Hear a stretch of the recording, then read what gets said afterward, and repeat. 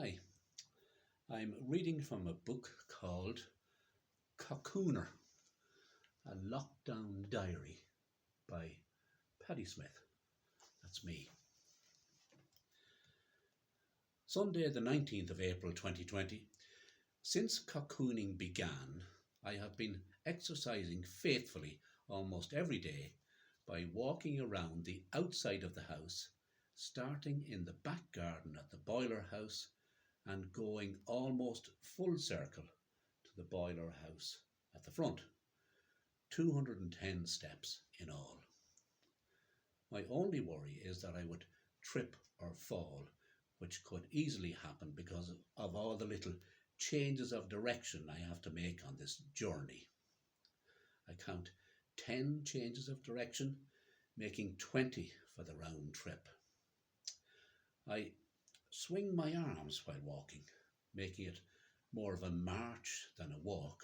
I suspect that the Fitbit Jane bought me for my birthday last year doesn't register steps unless the arm is moving as well, the Fitbit being on my wrist and not on my leg. That's my theory anyway. Mine and Colonel Bogey. I would whistle him if only I had the breath. But I hear the band playing in my head. Left, right, left, right, left, right.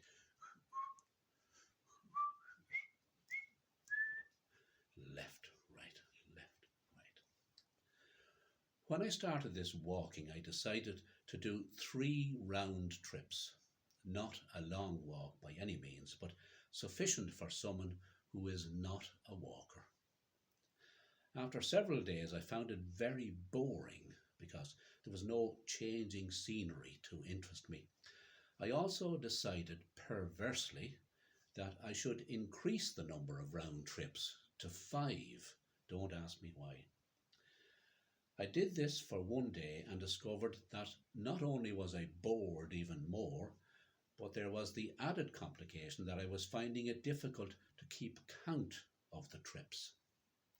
And that's when I had the brainwave that changed the entire situation, culminating in me doing 6 round trips.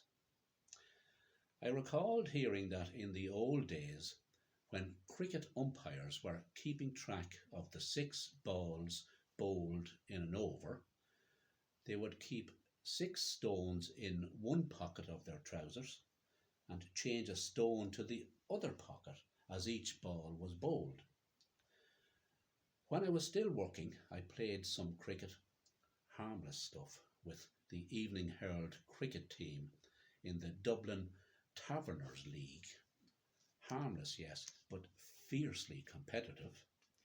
And I always loved the leisured country gentleman air of the sport.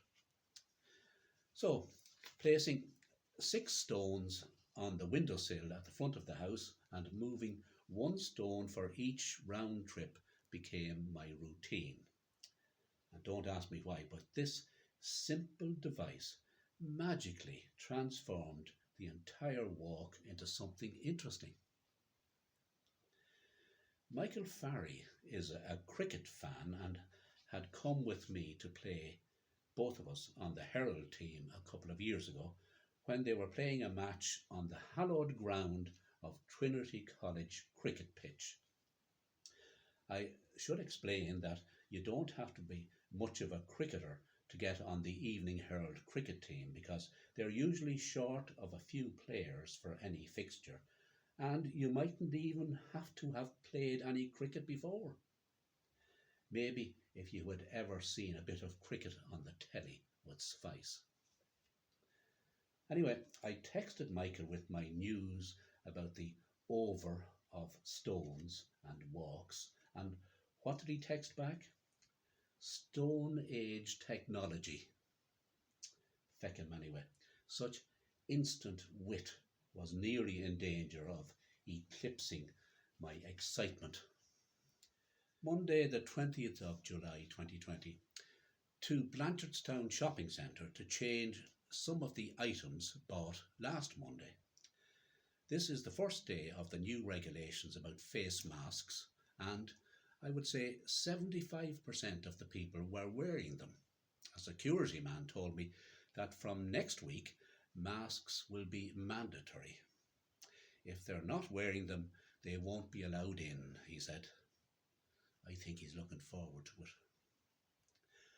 Armed with last week's experience, I got around the lack of seating in the centre. Very simple.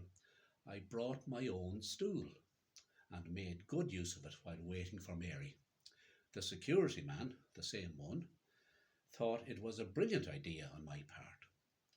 I told him I was thinking of investing in half a dozen more stools and renting them out to tired owl fellas waiting for their wives to come out of the shops.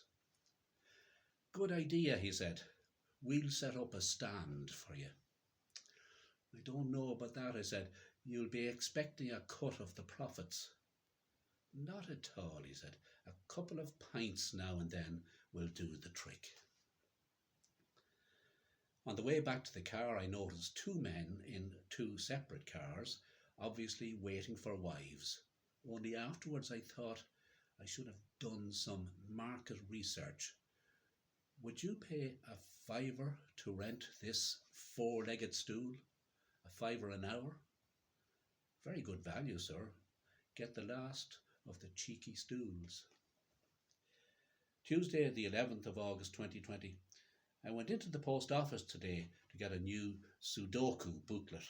The one I have is finished just last night. The previous one was out for a few weeks before I got a new one.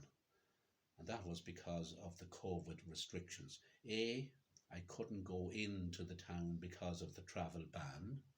And B, even when I could go in, it took me a week or two to pluck up the courage to venture into a place where there would be other people. This time round, I had no problem. That's progress, I think.